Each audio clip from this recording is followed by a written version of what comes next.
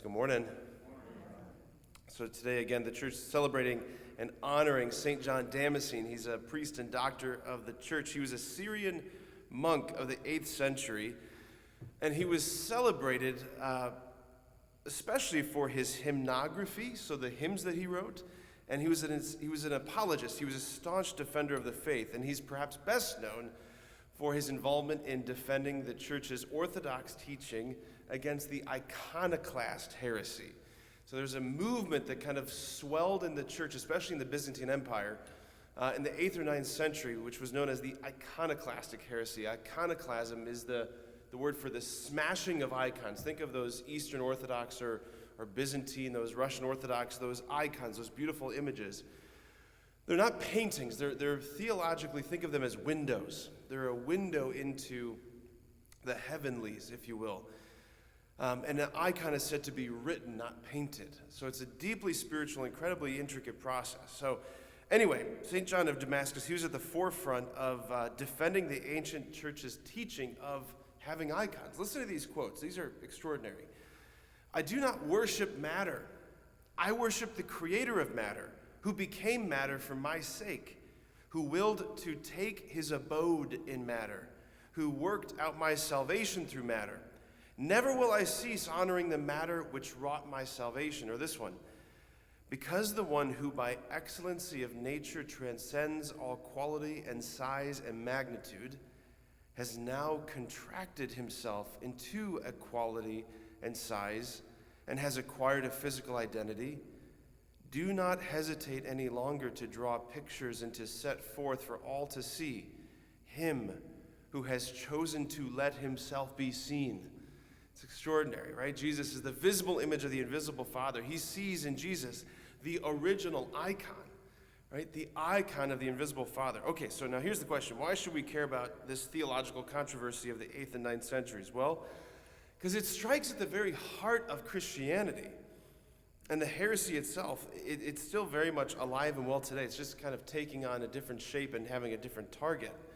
Like, what's at the heart of the iconoclast controversy is the very logic of the incarnation, right? The only moment of the creed that we bow, right, was incarnate of the Virgin Mary and became man. Like, the question is, did and does God mediate his presence to us vis-a-vis matter?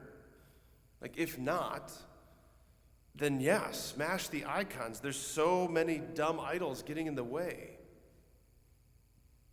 But if he did mediate his presence to us vis-a-vis matter, then everything becomes iconographic. Matter matters, right?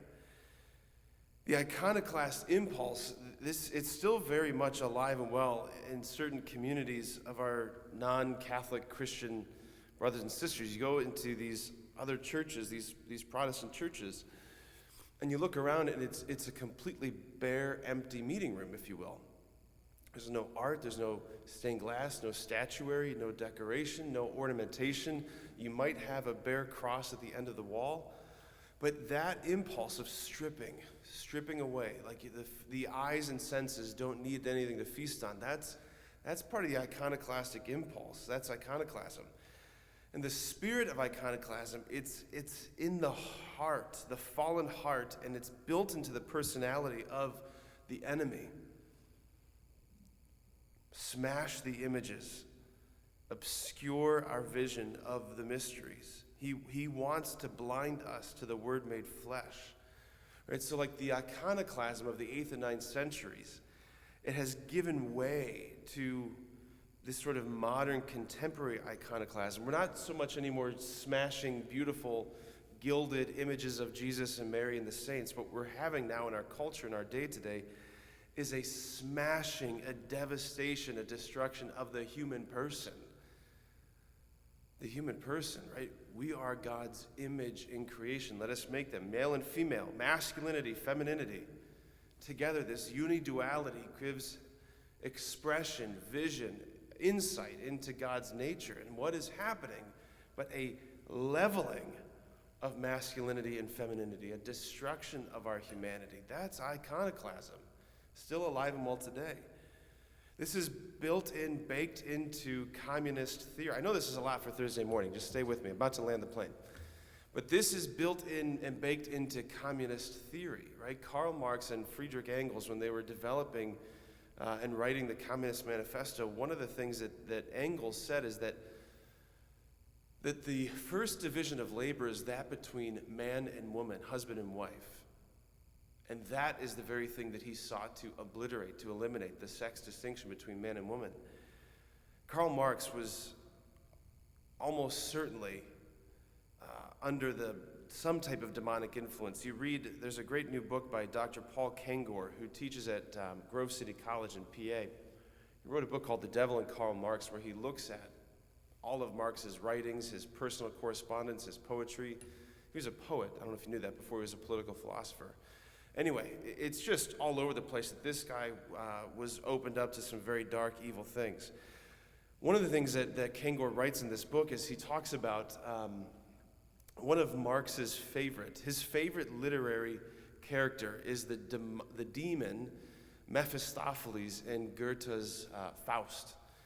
And Mephistopheles, his quote, his saying became like Karl Marx's personal mantra, that he was heard saying this over and over and over again, which was, everything that exists deserves to perish.